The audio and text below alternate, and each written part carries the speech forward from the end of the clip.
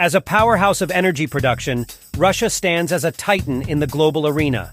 In 2021, Russia produced over 10 million barrels per day of crude oil and condensate, and a staggering 24.8 trillion cubic feet of natural gas, as reported by the U.S. Energy Information Administration.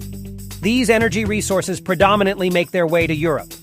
Germany, Turkey, Italy, Belarus, and France are among the primary consumers, thereby reinforcing Europe's energy reliance on Russia. In the year 2021 alone, Russia exported 4.7 million barrels per day of crude oil and condensate and 8.9 trillion cubic feet of natural gas.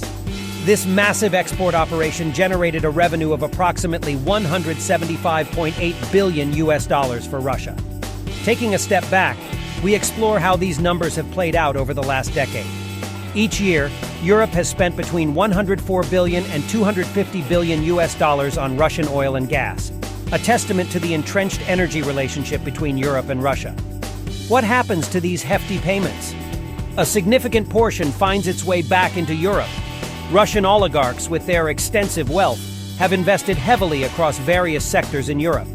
London's real estate sector alone boasts over £10 billion worth of properties owned by Russian individuals and companies. The names behind these investments are familiar to many: Roman Abramovich, Mikhail Friedman, Alisher Usmanov, Viktor Vekselberg, Leonid Mikhelson, Vladimir Potanin, Mikhail Prokhorov, and Alexei Mordashov. These oligarchs have diversified their portfolios across the banking, media, sports, and luxury goods sectors.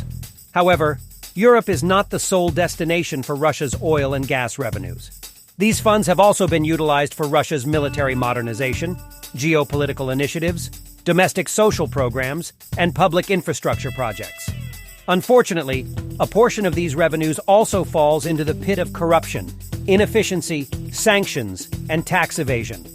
But the narrative is gradually shifting. Europe has been making strides in its bid to reduce dependence on Russian energy. The surge in investments in renewable energy sources points towards a future where Europe could potentially achieve energy independence. Over the past decade, Europe's oil and gas trade with Russia has painted a story of power, vested interests, economic cycles, and the pursuit of energy independence. The next decade promises to be an even more intriguing chapter in this energy narrative.